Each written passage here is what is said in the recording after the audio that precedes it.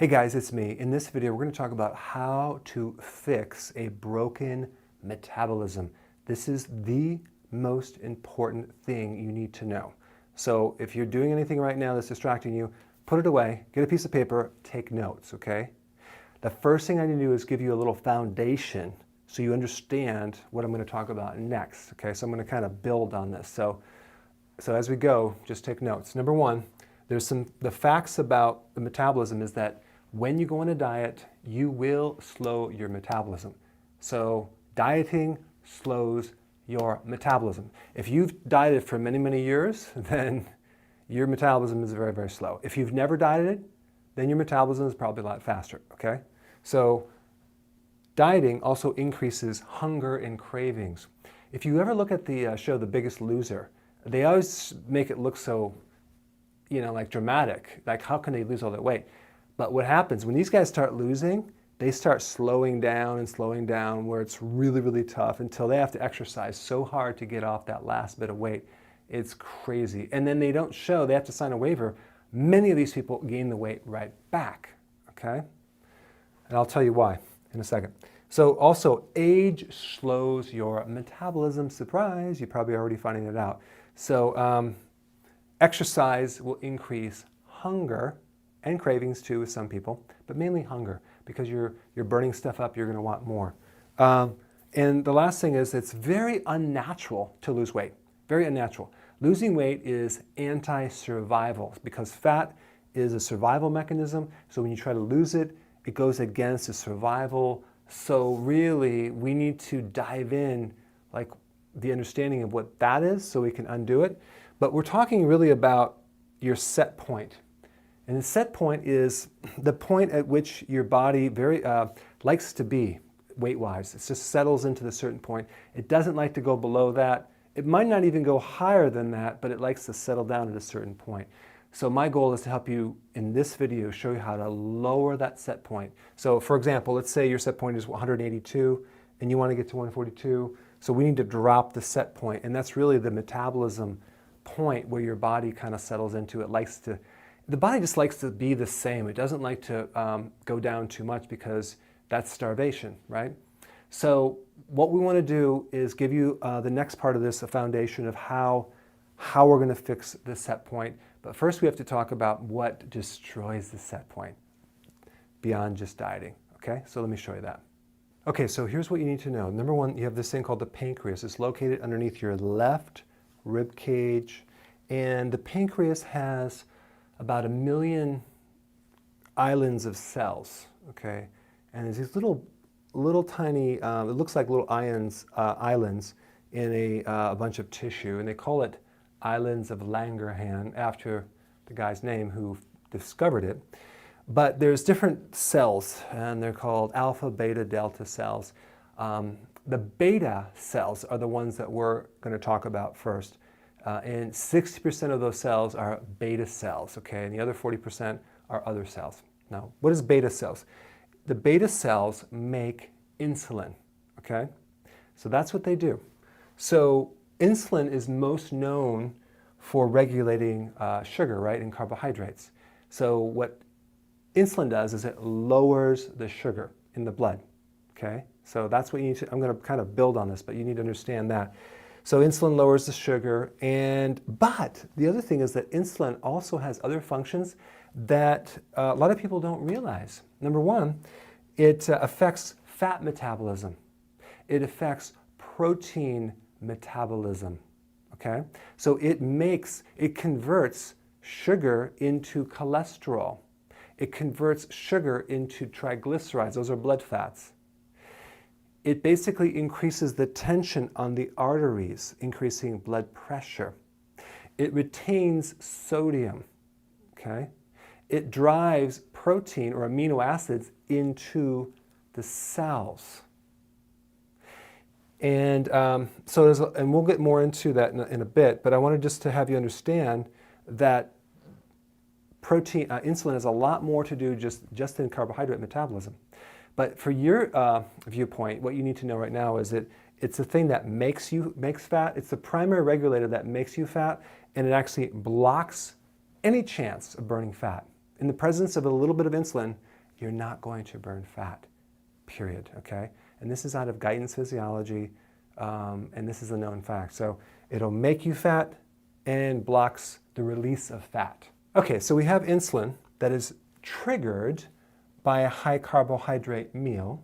You probably already know that. You eat some bread, you increase sugar, and what happens, your body will store that into a stored sugar called glycogen. So glycogen is a series of glucose molecules stuck together, okay? It needs potassium to be stored. So we got stored sugar, and then anything excess it turns into fat, okay? So we have a combination of stored sugar and fat, okay? That's what insulin does. And so what happens, though, with a lot of people is they start getting a fatty liver. So it's really the insulin that makes the fatty liver, especially if the person is not consuming alcohol, all right? And then insulin, if gone on too far, will destroy proteins. Yeah, muscle wasting, I mean, think about what part of your body is protein. You got intracellular proteins, you have like so many different proteins. Your body is going to waste those, and it's going to convert those into sugar, and it's going to leave carbon skeletons. So it's just basically going to leave the waste, and it's going to convert everything else to sugar. And basically, that's what destroys a diabetic, is that they get clogged arteries, a stroke, they have their kidneys fail, and then they have protein destruction. That's why they usually have protein coming out of the kidneys, and they destroy that. And so you have everything that kind of spills off into the rest of the tissue. So it's a very ugly, destructive disorder. And then what happens normally, that's supposed to happen, is before a meal, you should have a blood sugar between, let's say, 75 and 90.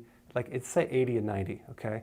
But normal also, it can go up to 100. So let's say between 80 and 100. That's normal before you eat, okay? What happens, though, when you eat, the blood sugar should normally spike up to like 120. It can even go up to like 140 after a meal, okay? But the closer you get to 140, the more you're becoming a problem. So if it's above 140, then you become more diabetic, because of diabetes, you have this spike in sugar because the insulin's not there to keep it in check. So it's out of control. So what happens normally is you eat, it kind of spikes to 120, and then it comes back down to normal after 2 to 3 hours. That's normal because the insulin controls that blood sugar. But in a diabetic situation, it raises too high, out of control, you get tired, brain fog, and then it takes a long time to come back and reset, okay? So now let's go on to the next part. High insulin over time, or plus time, equals insulin resistance. Now, a good analogy would be, let's say you live underneath a train track, and there's a train that goes over your house, and you live like, there's like a metro or something. And at first you can't sleep because it's so noisy, but over time you become desensitized, you don't hear it anymore because you get used to it. So same thing being exposed to an antibiotic, you become antibiotic resistant, okay?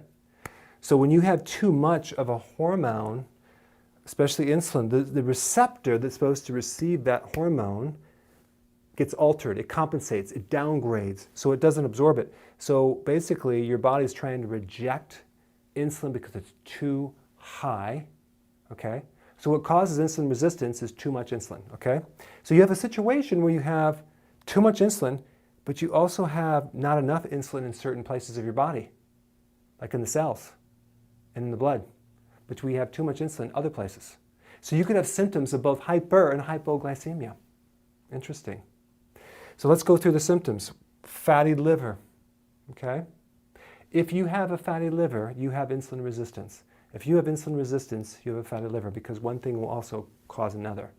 Because some of the fat in the liver actually releases certain inflammatory responses that make you insulin resistant. So it's really a nasty double-edged sword. Brain fog, okay?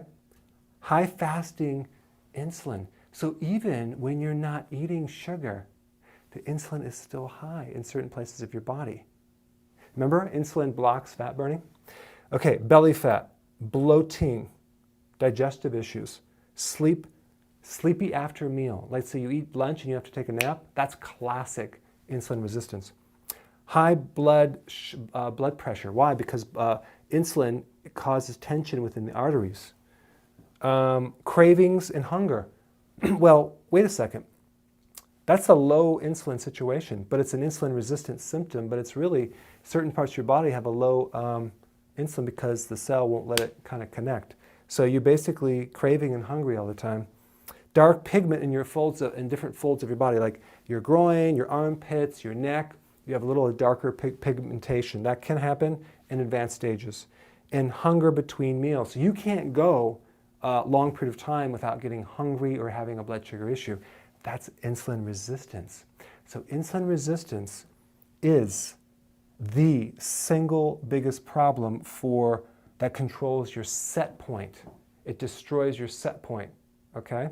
Why?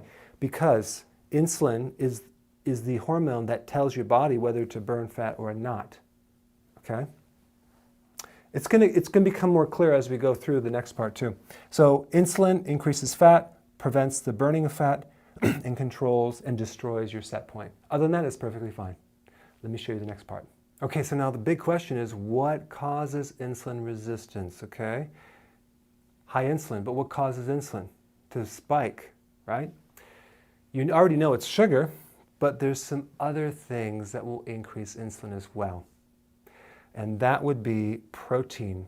Some types of protein more than others, okay? And what I'm talking about is see, protein doesn't trigger glucose. So you probably heard of the glycemic index, right? Well, that's the level of the foods that trigger the sugars. But have you ever heard of the insulin index? Completely different. Okay, I'm going to talk about that in the next section. But the point is there are other factors that will increase insulin that don't increase glucose. This explains why you probably are eating healthy, no sugars, and you're still not losing weight. Now, before you freak out and say, hey, I have to give up protein, hear me out, okay, because there's some other solutions. But the point is that, especially if you're eating a large amount of proteins, but protein does trigger insulin to some degree. If we look at the different types of proteins, well, let me just say that to the next one. But gastrointestinal hormones, what does that mean? It means that there are hormones in your GI tract that also increase insulin. So really, every time you eat, you increase insulin, okay?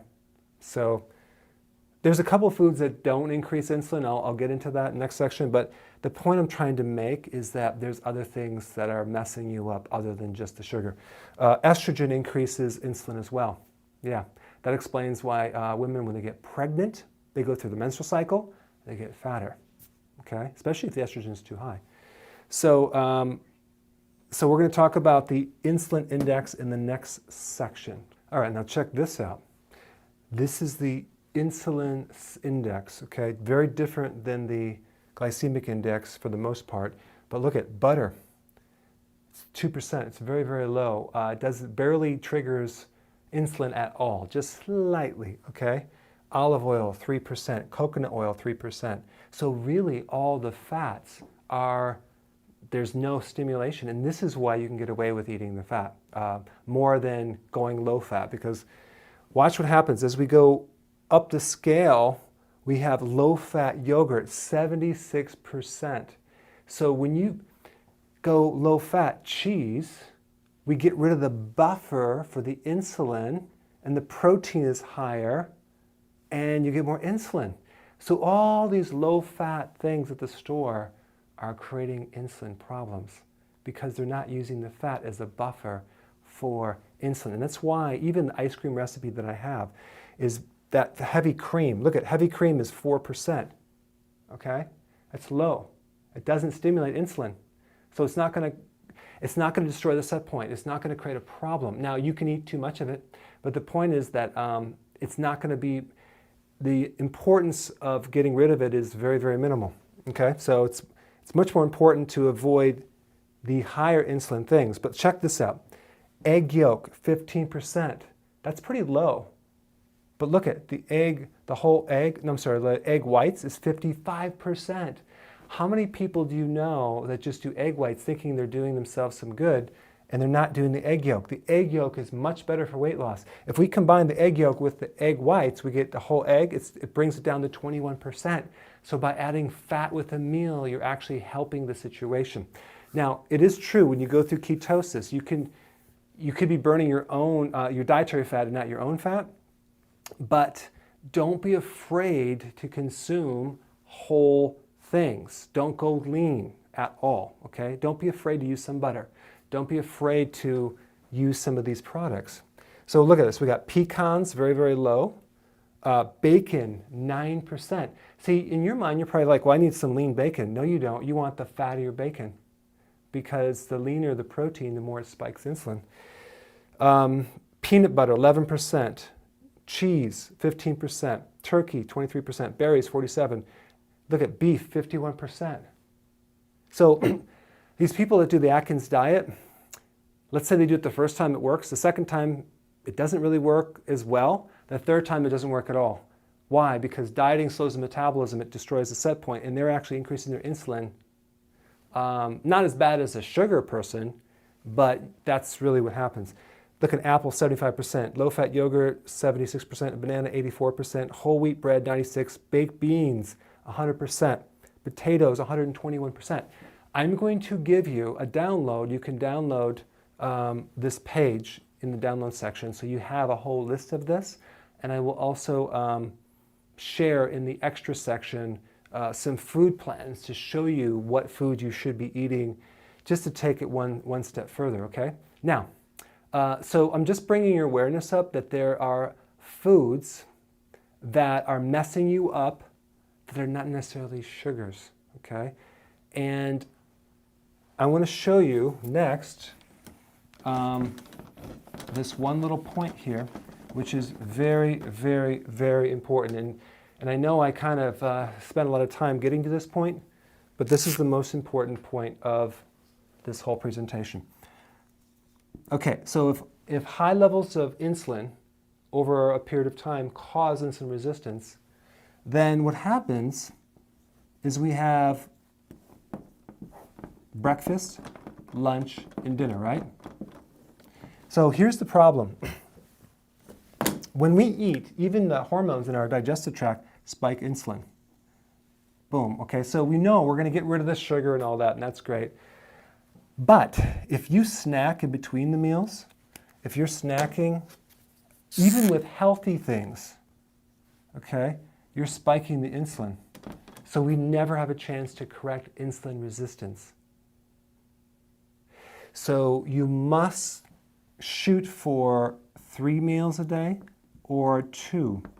Not to lower calories, because we're going to increase some fat, but simply to correct the insulin resistance. Now, how do you know if you have insulin resistance? Well, all those symptoms. If you have belly fat, if you're going to have a fatty liver. If you have a fatty liver, you're going to have insulin resistance. If you have insulin resistance, you're going to have a fatty liver. If you have fatty liver, you're going to have visceral fat around here. So it's all kind of connected. So the point is that you want to shoot for only doing 3 meals a day, okay? That's number one. But here's the thing. Some people, when they get up in the morning, are not hungry. So don't eat. Even though the breakfast is the most important, your breakfast might be delayed until lunch. If you're not hungry in that morning, don't consume any food. Only eat when you're hungry. This is a lie to state that you need 6 meals a day. It's just going to screw things up. So we don't eat until we're hungry, and then we eat, okay? Now, if you want a little snack, let's say sugar-free chocolate or whatever, you can eat that right at the end of the meal, but not in the middle of the meals, not between meals. If you are so hungry and ravenously craving between meals, then we have to increase a little bit more food during the meal itself, specifically fat, low glycemic fat, okay? And what that means is you have insulin resistance. That's why you have almost like a blood sugar issue there. And then the same thing at night. Don't consume past your dinner, okay? Now, some of my clients are they're not hungry in the morning. They eat a big lunch and they eat a dinner and they're done, 2 meals. And that's incredible because you're doing an intermittent fasting for the next period of time. So you're gonna heal the insulin resistance and you're gonna lower your set point. Me, I have to eat a breakfast and then a lunch, and I barely will have a dinner. I might have a small little kale shake and I'm done. So it's like 2.5 meals a day. So you can do that as well. But the key is don't snack at night, okay? You can drink tea and things like that, all right? So, and then the last section, I'm gonna give you a series of additional things that you can do to improve insulin resistance. Okay, so intermittent fasting is a very important thing to implement, but you don't necessarily have to go the whole day without eating. You can start with 3 meals and then go down to 2. If you want to alternate and do every other day, skip a meal, that's totally fine. The key is, as you do this, you're going to control your sugar better between meals, and you won't have to eat as much because think about it, when you're fasting, you're living off your own fat. If you have reserve to burn, then might as well burn that up. When you hit your goal, you don't necessarily have to do fast anymore. It's not starving your body. It's basically getting your body just more efficiently to switch over to fat burning and not burn your sugar. Because if you actually can't make it to the next meal, that means that you're just burning sugar. So we have to improve this. So there's several things we can do to lower insulin, okay? Number one, apple cider vinegar helps blood sugars tremendously. So you can consume that with a meal. If you don't like it, you can consume it as a pill. But if you're going to do it in water, a teaspoon per glass, okay? Fermented foods are much better for insulin than anything else. So fermented cabbage, sauerkraut, that's all really good because it has vinegar in it as well. High potassium food, that would be all the vegetables. Now, here's the problem. When we do this, when we lower insulin, you're going to be living off your fat, and you're going to have a lot more fat being burned, which means that your liver has to process a lot more fat burning. If you do this without eating enough vegetables, you're going to end up with a fattier liver. So there is no choice. You have to consume larger amounts of greens. You can blend them, you can drink them, but you need to consume that to keep the fat flush from the liver. That's the only way you're going to get rid of the fatty liver. Okay, so then we got high potassium foods, that's vegetables. Vitamin B1 will decrease the need for insulin. That would be a nutritional yeast, okay? Make sure you don't buy the synthetic version though. Fiber, it's also in my Adrenal Day formula too. We have B1, that's a natural one. Fiber, like if you're gonna do a choice between a kale shake with the fiber, like a blended versus a juice, it's better to do the fiber because the fiber buffers the insulin, okay? So we want fiber-rich foods. Celery is great. Fat, consume more pure fats. Why? It's not that we're telling you that fat's going to necessarily cause you to lose a lot of weight, but it's very sustaining between the meals. And it has no effect on insulin. It's going to help correct it. So what we're trying to do is we're trying to get you to eat enough fat so you can go longer without having to eat. The reason why we're going longer is so we can reverse the flow and not have sustained persistent insulin, but have like a low insulin situation. Because if you have diabetes and you constantly have high sugar, well, if you don't eat, you're not going to have high sugar. So guess what? This is really good for a diabetic. I mean, this is how you reverse diabetes. Because what is insulin resistance? It's a type 2 diabetes. But you can have a version of it. It doesn't come like this. You can have a small version of it that's not, it's like a pre-diabetes situation. Okay, so lowering cortisol, that's with the stress, reducing the stress, doing my adrenal techniques, all that, removing body stress is important because cortisol releases glucose, which increases insulin, and reducing estrogen if you have too much of it. So if your period is heavy, we can do the technique on the ovaries. If you're taking estrogen, not a great idea because it's going to cause you to gain weight. Sleeping more is going to lower insulin. Exercising is going to lower insulin. We talked about vegetables, okay? So I gave you a lot of things that you can do. Go ahead and start with the intermittent fasting of at least 3 meals and no snacks, and then try to go 2 over time, okay? And watch what happens. Your set point is going to go down. This is how you fix a broken metabolism.